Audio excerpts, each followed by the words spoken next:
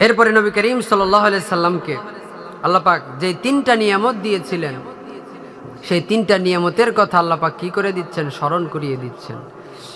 আল্লাহ পাক রব্বুল আলামিন বলেন, আলাম ইয়াজিদকা ইয়াতীমান ফাআওয়া ওয়া ওয়াজাদাকা দাল্লান ফাহাদা ওয়া ওয়াজাদাকা আইলান ফাআগনা। ও নবী, আমি আল্লাহ আপনাকে তিনটা নিয়ামত দিয়েছি। আপনি মনে করতেছেন আমি আল্লাহ আপনাকে ভুলে গিয়েছি? না, আমি আল্লাহ পাক রব্বুল আলামিন আপনাকে নিয়ামত দিলাম। আপনি যখন কষ্টে, আমি আল্লাহ তখন আপনার সঙ্গী। তাহলে আপনি কিভাবে মনে করেন আমি আল্লাহ ভুলে গেলাম? আল্লাহ পাক রব্বুল আলামিন বলেন, আলাম ইয়াজিদকা ইয়াতীমান ফাআওয়া। ও নবী, আপনি তো এতিম ছিলেন। আপনার জন্মের পূর্বেই অথবা কোন ঐতিহাসিক গুণ বলেন জন্মের পরেই নবী করিম সাল্লাল্লাহু আলাইহি সাল্লামের বাবা মারা গিয়েছে। নবী এতিম, নবীকে দেখার মতো কেউ নেই।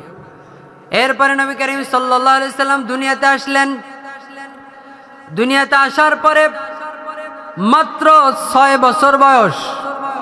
বিশ্বনবী সাল্লাল্লাহু আলাইহি সাল্লাম তখন জনম দুঃখিনী মাকে হারালেন। বিশ্বনবীর জন্মের পরপরই বা জন্মের আগেই বাবা মারা গিয়েছে। জন্মের পরেই মাত্র 6 বছর বয়স নবী মা কেউ কি করলেন, হারালেন। আমার আপনার মা হারানো সন্তান এখানে আছে না নাই? অনেকেই আছে মা হারানো, বাবা হারানো। মা বাবা হারানোর যে কি কষ্ট, এটা যার হারিয়েছে সে ছাড়া আর কেউ বুঝবে? এই জন্য নবী করিম সাল্লাল্লাহু আলাইহি সাল্লাম এতিম ছিলেন। আল্লাহ পাক নবীকে স্মরণ করে দিলেন, আলাম ইয়াজিদকা ইয়াতীমান ফাআওয়া। ও নবী, আপনি তো এতিম ছিলেন। আপনাকে দেখার মতো কেউ ছিল না। আপনার আশেপাশে কেউ নাই, সামনে কেউ নাই, পিছনে কেউ নাই, ডানে কেউ নাই, বামে কেউ নাই। আপনাকে তারপরেও আমি আল্লাহ আশ্রয় দান করেছি। হযরতে বিশ্বনবী সাল্লাল্লাহু আলাইহি সাল্লামকে নবী আল্লাহ পাক রব্বুল আলামিন বললেন, আপনি এতিম ছিলেন, আপনাকে আমি আল্লাহ আশ্রয় দিয়েছি আবু তালিব, আপনার দাদা এবং আপনার চাচার মাধ্যমে। সুবহানাল্লাহ পড়ে। নবী করিম সাল্লাল্লাহু আলাইহি সাল্লাম এতিম, তাকে দেখার মতো কেউ নাই। আল্লাহ পাক নবীর জন্যে তার দাদার আব্দুল মুত্তালিবের অন্তরের মধ্যে ভালোবাসা জন্মায়া দিলেন কে? আল্লাহ। আল্লাহ পাক আব্দুল মুত্তালিবকে জানালেন, ও মুত্তালিব, তোমার এতিম নাতিকে তুমি লালন পালন করো। নবী করিম সাল্লাল্লাহু আলাইহি সাল্লাম তার দাদার কাছে লালিত পালিত হচ্ছেন। এরপরে 2 বছর যেতে না যেতেই 8 বছর বয়সে তার দাদাকেও হারালেন।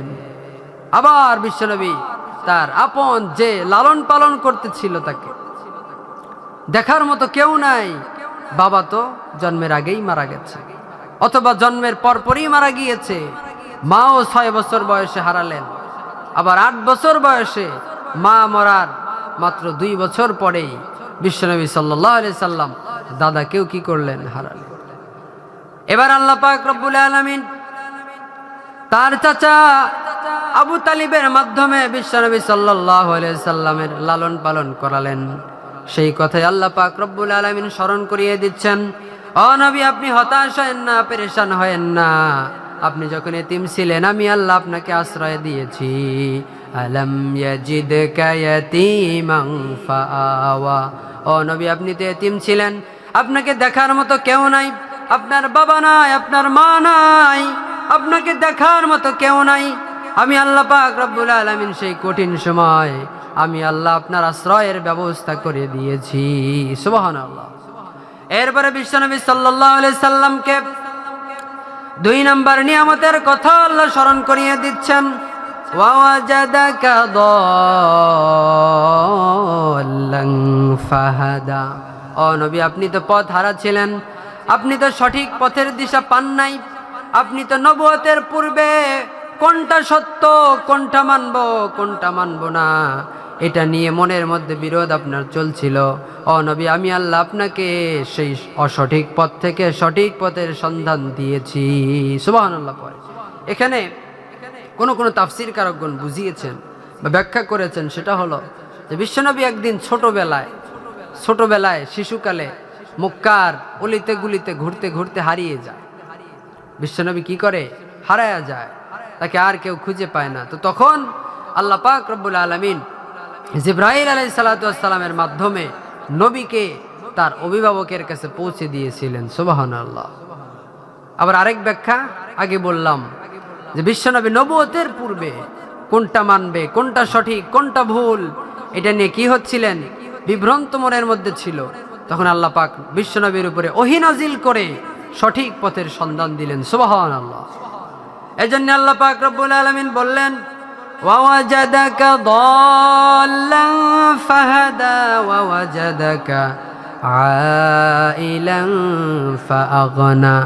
ও নবী, আপনি তো পথহারা ছিলেন, আপনি তো পথহারা ছিলেন, আমি আল্লাহ আপনাকে সঠিক পথ দেখিয়েছি। আল্লাহু আকবার।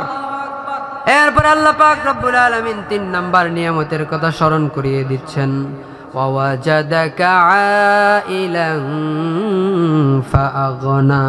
ও নবী, আপনি তো গরিব ছিলেন, আপনি তো মিসকিন ছিলেন, আপনার কাছে তো টাকা ছিল না, আপনার কাছে তো পয়সা ছিল না, আপনি তো এতিম ছিলেন, আপনি তো পথহারা ছিলেন, আপনি তো গরিব ছিলেন। আমি আল্লাহ আপনার গরিবানা হালকে কাটিয়ে সচ্ছলতা আমি আল্লাহ আপনাকে দান করেছি। সুবহানাল্লাহ। নবীকে সচ্ছলতা দান করেছে কে? কার মাধ্যমে? হযরতে খাদিজা রাদিয়াল্লাহু তাআলা আনহা এর মাধ্যমে। বিশ্বনবী খাদিজা রাদিয়াল্লাহু তাআলা আনহাকে বিয়ে করার মাধ্যমে নবীজি স্বাবলম্বী হয়ে গেলেন, ধনী হয়ে গেলেন। এমনকি খাদিজা রাদিয়াল্লাহু তাআলা আনহার সব ধন সম্পদ আল্লাহর রাস্তায় বিলিয়ে দিলেন। সুবহানাল্লাহ। ধনী হয়েছেন, কিন্তু টাকাকে নিজের কাছে রাখছেন। কার রাস্তায় দিয়েছে? আল্লাহর রাস্তায়। সব টাকা, ধন দৌলত আল্লাহর রাস্তায় দিয়ে দিয়েছেন। সুবহানাল্লাহ। এজন্যই তো আল্লাহ পাক রব্বুল আলামিন নবীকে বলেছেন, আগে যে বলেছি, ওয়ালাল আখিরাতু খায়রুল লাকা মিনাল উলা, যে নবী আপনার দুনিয়ার জীবনের চাইতে আখিরাতের জীবন বেশি কল্যাণ। দুনিয়াতে আবার বিশ্বনবী হযরতে আনাস রাদিয়াল্লাহু তাআলা আনহু থেকে বর্ণিত, নবী বলেন যে ধনী আসলে ওই ব্যক্তি নয় যার হাজার হাজার কোটি টাকা আছে, ধনী হলো সেই যার অন্তর ধনী। সুবহানাল্লাহ। খালি টাকার ধনী হলেই হয় না, টাকার ধনী হলেই হয় না, মন থাকতে হয়। মন যার বড়, যে মনের ধনী, সেই প্রকৃত ধনী। সুবহানাল্লাহ। এজন্যই বিশ্বনবী সাল্লাল্লাহু আলাইহি সাল্লাম তার জীবনের সব উপার্জন, সব টাকা আল্লাহর রাস্তায় দিয়ে দিয়েছেন। আর উম্মতদেরকে বুঝাতে চেয়েছেন, দুনিয়ার জীবন আসল নয়, দুনিয়ার জীবন ক্ষণস্থায়ী, তোমরা আখিরাতের জন্য সঞ্চয় করো। সুবহানাল্লাহ। এই কথাই আল্লাহ পাক রব্বুল আলামিন নবীকে স্মরণ করাচ্ছেন, ওয়াওয়াজাদাকা আইলান ফাআগনা। ও নবী, আপনি তো গরিব ছিলেন, আপনি তো ফকির ছিলেন, আমি আল্লাহ পাক রব্বুল আলামিন আপনাকে স্বাবলম্বী করেছি, আমি আল্লাহ আপনাকে সচ্ছল বানিয়েছি। সুবহানাল্লাহ। এই 3টা বিশ্বনবীকে আল্লাহ নিয়ামত দিয়েছেন। এই 3টা নিয়ামতের কথা আল্লাহ কি করলেন? বর্ণনা করলেন। এরপরে আল্লাহ পাক 2টা আয়াতের মধ্যে 2টা দিক নির্দেশনা আমাদের নবীকে দিচ্ছেন। কয়টা? কয়টা বলেন? 2টা। নিয়ামত শুনলেন কয়টা? না, কেউ কথা বলতেছে না। কয়টা? 3টা। আর দিক নির্দেশনা দিচ্ছেন কয়টা? 2টা। কয়টা? 2টা। আমাদেরও মানার দরকার আছে না নাই? মানার আগেই বলেন ইনশাআল্লাহ আমল করব। বলেন ইনশাআল্লাহ আমরা অবশ্যই এই 2টা দিক নির্দেশনা মানব। রাজি আছেন তো? এরপর আল্লাহ পাক রব্বুল আলামিন নবীকে দিক নির্দেশনা দিচ্ছেন, ও নবী, আপনাকে তো আমি আল্লাহ এতিম অবস্থায় আপনার আশ্রয় আমি আল্লাহ দিয়েছিলাম। সুতরাং আল্লাহ পাক রব্বুল আলামিন বলেন, ফাআম্মাল ইয়াতীমা ফালা তাকহার। ও নবী, এতিমের সঙ্গে খারাপ ব্যবহার করবেন না। আমাদের দেশেও এতিম আছে না নাই? এতিম কাকে বলে? এতিম বলা হয় শরীয়তের পরিভাষায় যার বালেগ হওয়ার পূর্বেই বাবা অথবা মা মারা যায়, যে এখনো বালেগ হয় নাই। আবার আরেকজন তাবেঈ বলেন যে এতিম হলো ওই যে শিশু অবস্থায় বাবা অথবা মাকে হারাল, তাকেই এতিম বলা হয়। কিন্তু আমাদের দেশের এতিমের সঙ্গে যত প্রকার রূঢ় ব্যবহার, যত প্রকার খারাপ ব্যবহার করা হয়, চিল্লায় বলেন ঠিক কিনা? বিশ্বনবী হাদিসের মধ্যে বলেন, এতিমের সঙ্গে যে ভালো ব্যবহার করবে, এতিমকে যে লালন পালন করবে, সেই ব্যক্তি এবং আমি যে জান্নাতের মধ্যে থাকব, সেই জান্নাতের মধ্যে আমি এবং এতিমকে লালন পালনকারী বিশ্বনবী এই দুই আঙ্গুল দেখিয়ে বলেন, এরকম পাশাপাশি আমরা থাকব। সুবহানাল্লাহ। এতিমকে যে লালন পালন করবে সে এবং বিশ্বনবী হাদিসের মধ্যে নবী বলেন যে তার জান্নাত এবং আমার জান্নাত কি থাকবে? পাশাপাশি। আচ্ছা ঠিক আছে, পাশাপাশি জান্নাত আল্লাহ পাক রব্বুল আলামিন কাকে দিবেন? এতিমকে লালন পালনকারীকে। এজন্য এতিমের সাথে ভালো ব্যবহার, ভালো আচরণ করার দরকার আছে না নাই? এরপর আল্লাহ পাক বিশ্বনবীকে 2 নাম্বার যেটা বললেন,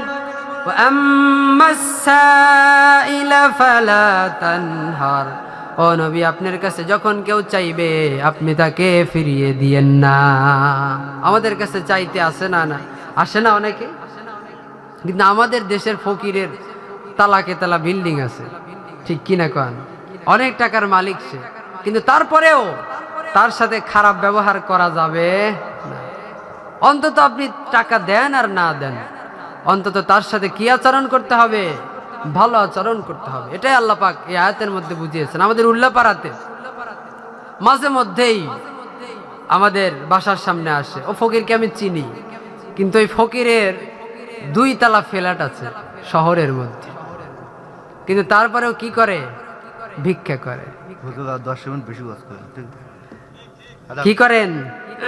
ভিক্ষা করে। তারপরেও তো তাকে যতই বলা হয় যে ভিক্ষাটা ছাড়ো, ভিক্ষাটা ছাড়ো, সে বলে ছাড়া যাবে না, ব্যবসা এটা আমার। সেটা কি হয়ে গেছে? ব্যবসা হয়ে গেছে। এজন্য আল্লাহ পাক রব্বুল আলামিন বিশ্বনবীকে বললেন,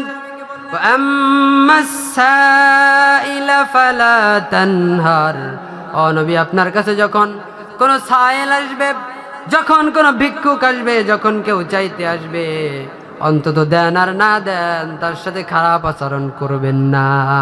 খারাপ ব্যবহার তার সাথে করা যাবে, ভালো করে অন্তত বুঝান, মাথায় হাত দিয়ে যে ব্যবসাটা ছাড়ো, ভিক্ষা আর করো না, এরকম বুঝানো যায় কিনা? দেন আর না দেন, অন্তত এটা তো কি করা যায়? বলা যায়।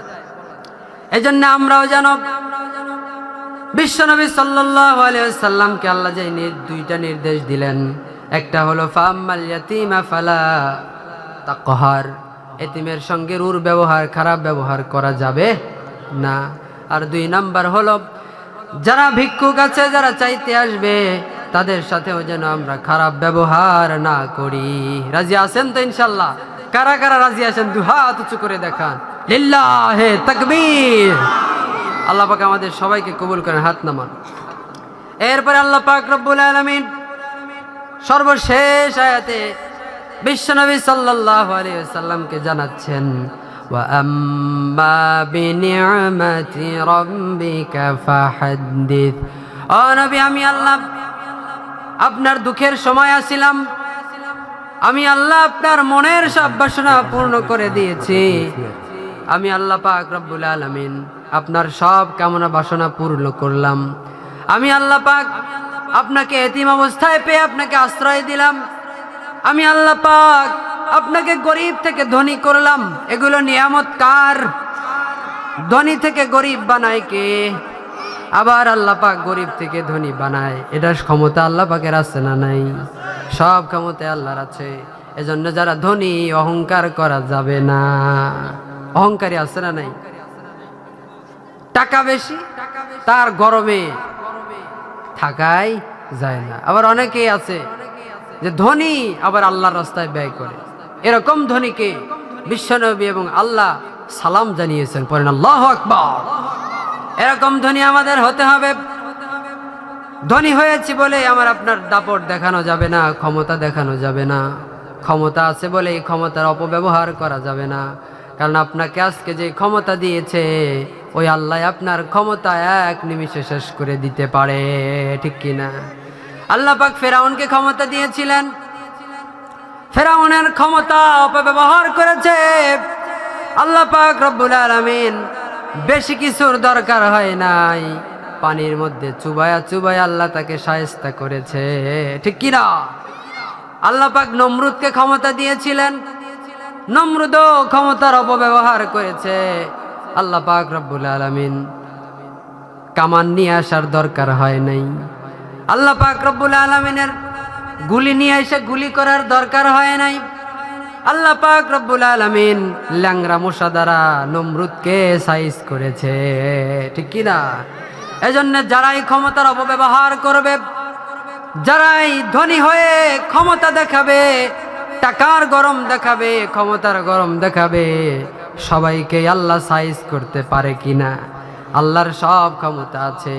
এজন্য আল্লাহ পাক রব্বুল আলামিন নবীকে বললেন, ও নবী, আমি আল্লাহ আপনাকে গরিব থেকে ধনী বানিয়েছি, এতিম অবস্থায় আশ্রয় দিয়েছি, সুতরাং ওয়া আম্মা বিনিআমাতি রাব্বিকা ফাহাদ্দিস, আমি আল্লাহ আপনাকে যে নিয়ামত দিয়েছি সেটার জন্য আল্লাহর কাছে শুকরিয়া আদায় করেন। সুবহানাল্লাহ।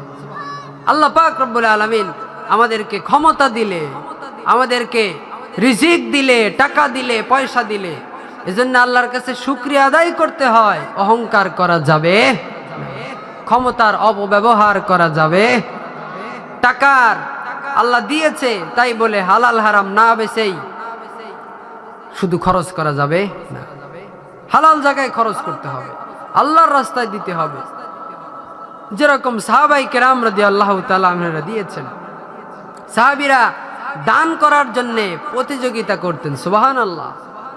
বিশ্বনবী একদিন সমস্ত সাহাবীদের ডাকলেন, ও আমার সাহাবীরা, ও আমার প্রিয় বন্ধুরা, যুদ্ধের ময়দানে যাব কিন্তু কোনো সামান নাই, কোনো যুদ্ধের অস্ত্র শস্ত্র নাই, তোমাদের দানের প্রয়োজন। বিশ্বনবী সাল্লাল্লাহু আলাইহি সাল্লাম এটা বলেছেন শুধু, সব সাহাবীরা যে যার যত সামর্থ্য আছে সবার সামর্থ্য অনুযায়ী দান করে। ওসমান রাদিয়াল্লাহু তাআলা আনহু তার জীবনের অর্ধেক দান আল্লাহর রাস্তায় দিয়ে দিয়েছেন। হযরত ওমর রাদিয়াল্লাহু তাআলা আনহু তার জীবনের অর্ধেক সঞ্চয় আল্লাহর রাস্তায় দিয়ে দিয়েছেন। আবু বকর সিদ্দিক রাদিয়াল্লাহু তাআলা আনহু তখন গরীবানা হালতে বিশ্বনবী সাল্লাল্লাহু আলাইহি সাল্লামের কাছে একখানা টোপলা এনে বিশ্বনবীর সামনে পেশ করেছে, ইয়া রাসূলুল্লাহ, এই নেন আমার দান। বিশ্বনবী খুলে দেখে এর মধ্যে কিছু স্বর্ণ, কিছু দিরহাম, কিছু দিনার, আবার কিছু ওর মধ্যে ভুট্টার দানা, ওর মধ্যে গমের দানা দেখা যায়। নবী করিম সাল্লাল্লাহু আলাইহি সাল্লাম আবু বকর সিদ্দিক রাদিয়াল্লাহু তাআলা আনহুকে বললেন, ও আবু বকর, তোমার ঘরে তো আমি জানি কিচ্ছু নাই, তুমি তো গরিব, তোমার গরিবানা হালত, এত কিছু কোত্থেকে পেলা? আবু বকর সিদ্দিক বলে, ইয়া রাসূলুল্লাহ, ইয়া হাবিবাল্লাহ, আমার ঘরের মধ্যে যা কিছু ছিল সব কিছু আমি আপনার জন্য আল্লাহর রাস্তায় দিয়ে দিলাম। বিশ্বনবী বলে, তাহলে ঘরে কিছু রেখে আসো নাই? ঘরে তোমার রিজিক আসবে কোত্থেকে? তুমি খাবা কি? তুমি পরবা কি? আবু বকর সিদ্দিক বলে, ইয়া রাসূলুল্লাহ, আমার ঘরে আপনাকে এবং আল্লাহকে রেখে এসেছি। আল্লাহু আকবার। কত বড় দানশীল তারা ছিলেন, জীবনের সব সঞ্চয় আল্লাহর রাস্তায় দিয়েছেন। তাকে যখন বলা হয় কি রেখে এসেছো, বলে আল্লাহ এবং আল্লাহ রসুলকে রেখে এসেছি। তাদের বিশ্বাস ইয়াকিন যেরকম ছিল, আল্লাহ পাক রব্বুল আলামিন তাদের সাথে ব্যবহারও এরকম করেছেন। আমার আপনার যেরকম আল্লাহর প্রতি ধারণা, আমার আপনার সাথেও আল্লাহ ওই রকম ব্যবহারই করে, ঠিক কিনা? আমরা মনে করি, যারা কৃষক আছে মনে করে যে এই বিষ না দিলে মনে হয় পোকা মরবে না, রে আছে না নাই? আল্লাহ ওই ব্যবহারই করে, যা যা ৫,০০০ টাকা খরচ করে বিষ আগে দে, তারপরে কি করব? পোকা মারব। কিন্তু আল্লাহর প্রতি যদি আমার অগাধ বিশ্বাস থাকতো, আল্লাহর কাছে শুধু হাত তুলতে দেরি, আল্লাহ খ্যাতের সব পোকা মারা শেষ করে দিত, ঠিক কিনা বলে? আল্লাহর প্রতি আমাদের যেরকম ধারণা হবে, হাদিসে কুদসির মধ্যে আল্লাহ পাক রব্বুল আলামিন বলেন, আমার যেই বান্দারা আমার প্রতি যেরকম ধারণা রাখবে আমি আল্লাহ তাদের সাথে সেই রকম ব্যবহার করব। এজন্যে আল্লাহর কাছে সবসময় সবার কাছে চাওয়ার আগে, অন্য কিছুর কাছে যাওয়ার আগে আমরা সবার আগে সমস্ত কিছু চাইব কার কাছে? আল্লাহর কাছে যেন আমরা চাইতে পারি, অন্য সব কিছু পরে, সবার আগে আমার আল্লাহ। এই জন্যই সাহাবায়ে কেরাম যেরকম দানশীল ছিলেন, তারা ধনী হয়ে টাকা আল্লাহর রাস্তায় ব্যয় করতেন, আল্লাহর পথে খরচ করতেন। আর আমি আপনি ধনী হলে ওই টাকা দিয়ে জুয়া খেলি, আছে না নাই? এজন্য আল্লাহ পাক রব্বুল আলামিন বললেন, ও আমার হাবিব, ও আমার হাবিব, আপনাকে আমি আল্লাহ নিয়ামত দিয়েছি, আমি আল্লাহ আপনাকে ধনী বানিয়েছি, সুতরাং আপনি আমি আল্লাহর প্রশংসা করেন, আমি আল্লাহর গোলামি দাসত্ব করেন। কিভাবে? টাকা থাকলে টাকা কার রাস্তায় দিব? আল্লাহর রাস্তায়। হযরতে তালহা রাদিয়াল্লাহু তাআলা আনহুর ঘটনা আমরা সবাই জানি। আল্লাহ পাক রব্বুল আলামিন আয়াত নাজিল করে দিয়েছে, লান তানালুল বিররা হাত্তা তুনফিকু মিম্মা তুহিব্বুন, যে আল্লাহর কাছে ওই সময় পর্যন্ত প্রিয় হতে পারবা না তোমরা যতক্ষণ পর্যন্ত তোমাদের প্রিয় জিনিস আল্লাহর রাস্তায় খরচ না করবা। তালহা রাদিয়াল্লাহু তাআলা আনহু তার পছন্দনীয় একটা বাগান মক্কা মদিনার মসজিদে নববীর নিকটবর্তী যেই বাগানটা, বিশ্বনবী সেখানে মাঝে মাঝে যেয়ে পানি পান করতেন, সেই বাগান তার সবচাইতে পছন্দের, তার সবচাইতে প্রিয়, সবচাইতে মনের মধ্যে যে বাগানের বিষয় সবসময় চিন্তা ভাবনা হয়, সেই বাগান বিশ্বনবীকে বললেন, ইয়া রাসূলুল্লাহ, আমার ওই বাগান আল্লাহর রাস্তায় দিয়ে দিলাম। সুবহানাল্লাহ।